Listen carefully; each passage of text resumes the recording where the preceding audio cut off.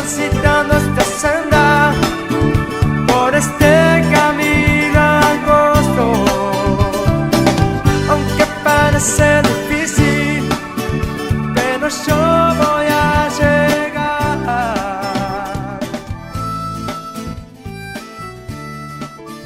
La hija de Jairo y la mujer que tocó el manto de Jesús. Pasando otra vez Jesús en una barca a la otra orilla, se reunió alrededor de él una gran multitud, y él estaba junto al mar. Y vino uno de los principales de la sinagoga, llamado Jairo, y luego que le vio, se postró a sus pies, y le rogaba mucho, diciendo: Mi hija está agonizando, ven y pon las manos sobre ella, para que sea salva, y vivirá. Fue pues con él, y le seguía una gran multitud, y le apretaban. Pero una mujer que desde hacía 12 años padecía de flujo de sangre, y había sufrido mucho de muchos médicos y gastado todo lo que tenía, y nada había aprovechado, antes le iba peor, cuando oyó hablar de Jesús, vino por detrás entre la multitud y tocó su manto, porque decía: Si tocare tan solamente su manto, seré salva. Y enseguida la fuente de su sangre se secó, y sintió en el cuerpo que estaba sana de aquel azote. Luego Jesús, conociendo en sí mismo el poder que había salido de él, volviéndose a la multitud, dijo: ¿Quién ha tocado mis vestidos? Sus discípulos le dijeron: ¿Ves que la multitud te aprieta y dices: ¿Quién me ha tocado? Pero él miraba alrededor para ver quién había hecho esto. Entonces la mujer, temiendo y temblando, sabiendo lo que en ella había sido hecho, vino y se postró delante de él, y le dijo toda la verdad. Y él le dijo: Hija, tu fe te ha hecho salva. Ve en paz y queda sana de tu azote. Mientras él aún hablaba, vinieron de casa del principal de la sinagoga, diciendo: Tu hija ha muerto. ¿Para qué molestas más al maestro? Pero Jesús, luego que oyó lo que se decía, dijo al principal de la sinagoga: No temas, cree solamente. Y no permitió que le siguiese nadie, sino Pedro, Jacobo y Juan, hermano de Jacobo. Y vino a casa del principal de la sinagoga, y vio el alboroto, y a los que lloraban y lamentaban mucho. Y entrando les dijo: ¿Por qué alborotáis y lloráis? La niña no está muerta, sino duerme. Y se burlaban de él. Mas él, echando fuera a todos, tomó al padre y a la madre de la niña, y a los que estaban con él, y entró donde estaba la niña. Y tomando la mano de la niña, le dijo: Talita cumi, que traducido es: Niña, a ti te digo, levántate. Y luego la niña se levantó y andaba, pues tenía 12 años, y se espantaron grandemente. Pero él les mandó mucho que nadie lo supiese, y dijo que se le diese de comer.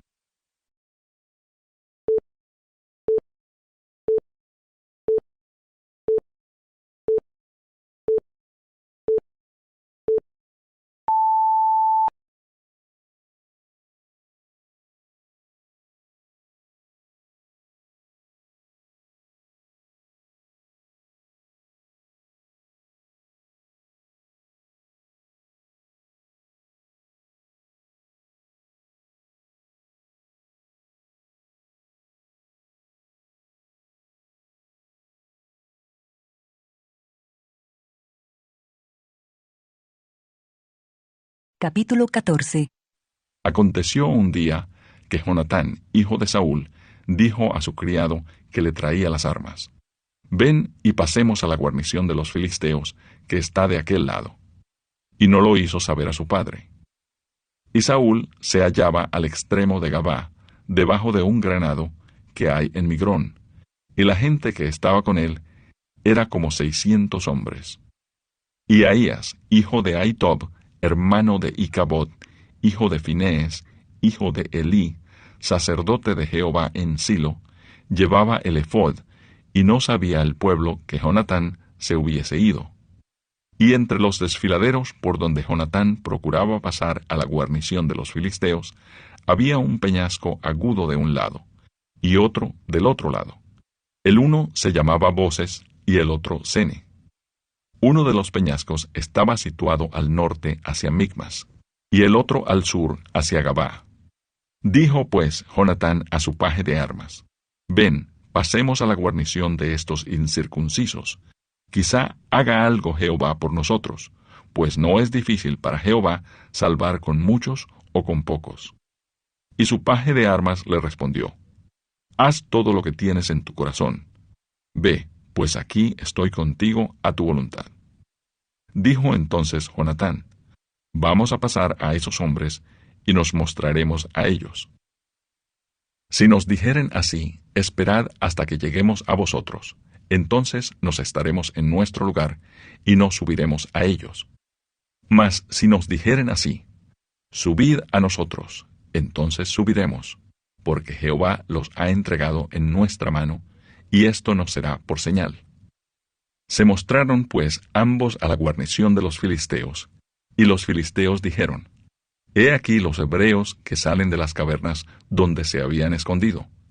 Y los hombres de la guarnición respondieron a Jonatán y a su paje de armas, y dijeron: Subid a nosotros, y os haremos saber una cosa. Entonces Jonatán dijo a su paje de armas: Sube tras mí, porque Jehová los ha entregado en manos de Israel. Y subió Jonatán, trepando con sus manos y sus pies, y tras él su paje de armas. Y a los que caían delante de Jonatán, su paje de armas que iba tras él los mataba. Y fue esta primera matanza que hicieron Jonatán y su paje de armas, como 20 hombres, en el espacio de una media yugada de tierra. Y hubo pánico en el campamento, y por el campo, y entre toda la gente de la guarnición, y los que habían ido a merodear. También ellos tuvieron pánico, y la tierra tembló. Hubo pues gran consternación. Y los centinelas de Saúl vieron desde Gabá de Benjamín cómo la multitud estaba turbada, e iba de un lado a otro, y era deshecha. Entonces Saúl dijo al pueblo que estaba con él: Pasad ahora revista, y ved quién se haya ido de los nuestros. Pasaron revista, y he aquí que faltaba Jonatán y su paje de armas.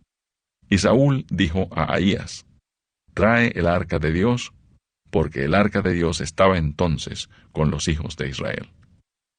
Pero aconteció que mientras aún hablaba Saúl con el sacerdote, el alboroto que había en el campamento de los filisteos aumentaba, e iba creciendo en gran manera. Entonces dijo Saúl al sacerdote: Detén tu mano. Y juntando Saúl a todo el pueblo que con él estaba, llegaron hasta el lugar de la batalla, y he aquí que la espada de cada uno estaba vuelta contra su compañero, y había gran confusión. Y los hebreos que habían estado con los filisteos de tiempo atrás, y habían venido con ellos de los alrededores al campamento, se pusieron también del lado de los israelitas que estaban con Saúl y con Jonatán. Asimismo, todos los israelitas que se habían escondido en el monte de Efraín, oyendo que los filisteos huían, también ellos los persiguieron en aquella batalla. Así salvó Jehová a Israel aquel día, y llegó la batalla hasta Betabén. Pero los hombres de Israel fueron puestos en apuro aquel día, porque Saúl había juramentado al pueblo, diciendo: Cualquiera que coma pan antes de caer la noche, antes que haya tomado venganza de mis enemigos, sea maldito. Y todo el pueblo no había probado pan. Y todo el pueblo llegó a un bosque donde había miel en la superficie del campo. Entró pues el pueblo en el bosque, y he aquí que la miel corría, pero no hubo quien hiciera llegar su mano a su boca, porque el pueblo temía el juramento. Pero Jonatán no había oído cuando su padre había juramentado al pueblo, y alargó la punta de una vara que traía en su mano, y la mojó en un panal de miel, y llevó su mano a la boca, y fueron aclarados sus ojos. Entonces habló uno del pueblo, diciendo: Tu padre ha hecho jurar solemnemente al pueblo, diciendo: Maldito sea el hombre que tome hoy alimento. Y el pueblo desfallecía. Respondió Jonatán: Mi padre ha turbado el país. Ved ahora cómo han sido aclarados mis ojos por haber gustado un poco de esta miel. ¿Cuánto más si el pueblo hubiera comido libremente hoy del botín tomado de sus enemigos? ¿No se habría hecho ahora mayor estrago entre los filisteos? E hirieron aquel día a los filisteos desde Micmas hasta Ajalón, pero el pueblo estaba muy cansado. Y se lanzó el pueblo sobre el botín, y tomaron ovejas, y vacas, y becerros, y los degollaron en el suelo, y el pueblo los comió con sangre. Y le dieron aviso a Saúl, diciendo, El pueblo peca contra Jehová, comiendo la carne con la sangre. Y él dijo, Vosotros habéis prevaricado, rodadme ahora acá una piedra grande. Además dijo Saúl, Esparcíos por el pueblo, y decidles que me traigan cada uno su vaca, y cada cual su oveja, y degolladlas aquí, y comed. Y no pequéis contra Jehová comiendo la carne con la sangre. Y trajo todo el pueblo, cada cual por su mano, su vaca aquella noche, y las degollaron allí. Y edificó Saúl altar a Jehová. Este altar fue el primero que edificó a Jehová. Y dijo Saúl, Descendamos de noche contra los filisteos, y los saquearemos hasta la mañana, y no dejaremos de ellos ninguno. Y ellos dijeron, Haz lo que bien te pareciere. Dijo luego el sacerdote, Acerquémonos aquí a Dios. Y Saúl consultó a Dios, ¿Descenderé tras los filisteos? ¿Los entregarás en mano de Israel? Mas Jehová no le dio respuesta aquel día. Entonces dijo Saúl, Venid acá todos los principales del pueblo, y sabed y ved en qué ha consistido este pecado hoy. Porque vive Jehová que salva a Israel, que aunque fuere en Jonatán mi hijo, de seguro morirá. Y no hubo en todo el pueblo quien le respondiese. Dijo luego a todo Israel, Vosotros estaréis a un lado, y yo y Jonatán mi hijo estaremos al otro lado. Y el pueblo respondió a Saúl, Haz lo que bien te pareciere. Entonces dijo Saúl a Jehová, Dios de Israel, Da suerte perfecta. Y la suerte cayó sobre Jonatán y Saúl, y el pueblo salió libre. Y Saúl dijo, Echad suertes entre mí y Jonatán, mi hijo. Y la suerte cayó sobre Jonatán. Entonces Saúl dijo a Jonatán, Declárame lo que has hecho. Y Jonatán se lo declaró y dijo, Ciertamente gusté un poco de miel con la punta de la vara que traía en mi mano. ¿Y he de morir? Y Saúl respondió, Así me haga Dios, y aún me añada, que sin duda morirás, Jonatán. Entonces el pueblo dijo a Saúl, ¿Ha de morir Jonatán, el que ha hecho esta grande salvación en Israel? No será así. Vive Jehová, que no ha de caer un cabello de su cabeza en tierra, pues que ha actuado hoy con Dios. Así el pueblo libró de morir a Jonatán. Y Saúl dejó de seguir a los filisteos, y los filisteos se fueron a su lugar. Después de haber tomado posesión del reinado de Israel, Saúl hizo guerra a todos sus enemigos en derredor, contra Moab, contra los hijos de Amón, contra Edom, contra los reyes de Soba y contra los filisteos, y a donde quiera que se volvía era vencedor. Y reunió un ejército y derrotó a Amalec, y libró a Israel de mano de los que lo saqueaban.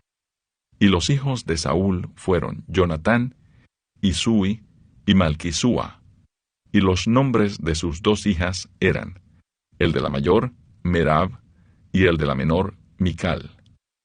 Y el nombre de la mujer de Saúl era Ahinoam, hija de Ahimaas. Y el nombre del general de su ejército era Abner, hijo de Ner, tío de Saúl. Porque Cis, padre de Saúl, y Ner, padre de Abner, fueron hijos de Abiel. Y hubo guerra encarnizada contra los filisteos todo el tiempo de Saúl, y a todo el que Saúl veía que era hombre esforzado y apto para combatir, lo juntaba consigo.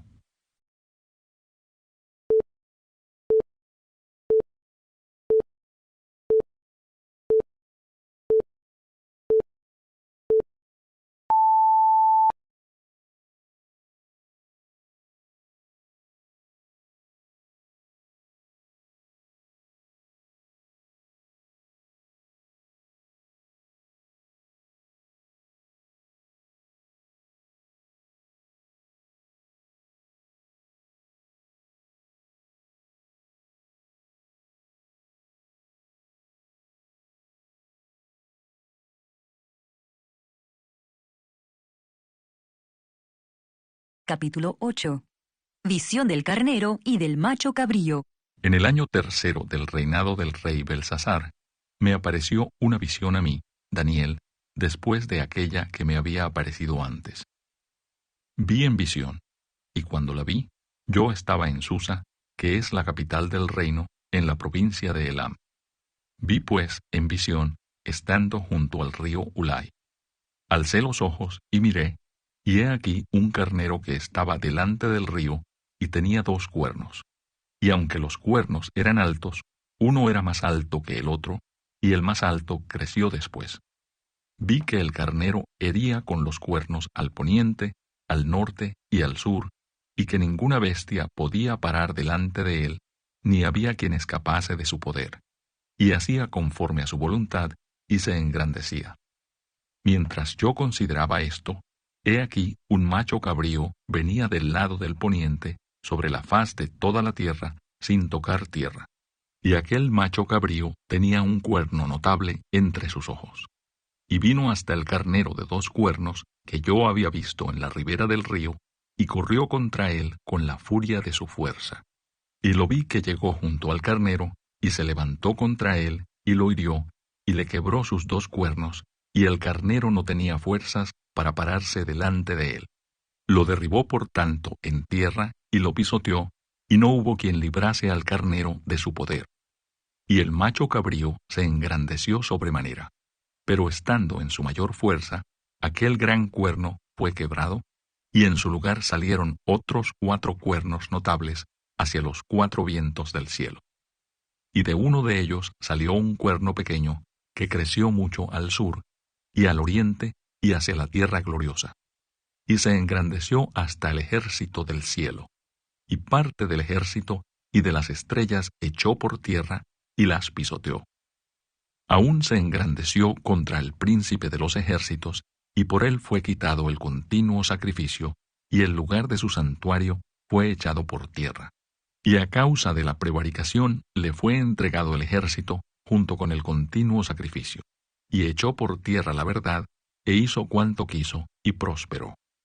Entonces oía un santo que hablaba, y otro de los santos preguntó a aquel que hablaba: ¿Hasta cuándo durará la visión del continuo sacrificio y la prevaricación asoladora, entregando el santuario y el ejército para ser pisoteados? Y él dijo: hasta 2300 tardes y mañanas. Luego el santuario será purificado. Y aconteció que mientras yo, Daniel, consideraba la visión y procuraba comprenderla, he aquí se puso delante de mí uno con apariencia de hombre. Y oí una voz de hombre entre las riberas del Ulai, que gritó y dijo: Gabriel, enseña a éste la visión. Vino luego cerca de donde yo estaba, y con su venida me asombré y me postré sobre mi rostro. Pero él me dijo: Entiende, hijo de hombre, porque la visión es para el tiempo del fin. Mientras él hablaba conmigo, caí dormido en tierra sobre mi rostro, y él me tocó y me hizo estar en pie. Y dijo: He aquí, yo te enseñaré lo que ha de venir al fin de la ira, porque eso es para el tiempo del fin. En cuanto al carnero que viste, que tenía 2 cuernos, estos son los reyes de Media y de Persia. El macho cabrío es el rey de Grecia, y el cuerno grande que tenía entre sus ojos es el rey primero. Y en cuanto al cuerno que fue quebrado, y sucedieron 4 en su lugar, significa que 4 reinos se levantarán de esa nación, aunque no con la fuerza de él. Y al fin del reinado de estos, cuando los transgresores lleguen al colmo, se levantará un rey altivo de rostro y entendido en enigmas, y su poder se fortalecerá, mas no con fuerza propia, y causará grandes ruinas, y prosperará, y hará arbitrariamente, y destruirá a los fuertes y al pueblo de los santos. Con su sagacidad hará prosperar el engaño en su mano, y en su corazón se engrandecerá, y sin aviso destruirá a muchos. Y se levantará contra el príncipe de los príncipes, pero será quebrantado, aunque no por mano humana. La visión de las tardes y mañanas que se ha referido es verdadera, y tú guarda la visión, porque es para muchos días. Y yo, Daniel, quedé quebrantado, y estuve enfermo algunos días, y cuando convalecí, atendí los negocios del rey, pero estaba espantado a causa de la visión y no la entendía. Capítulo 9.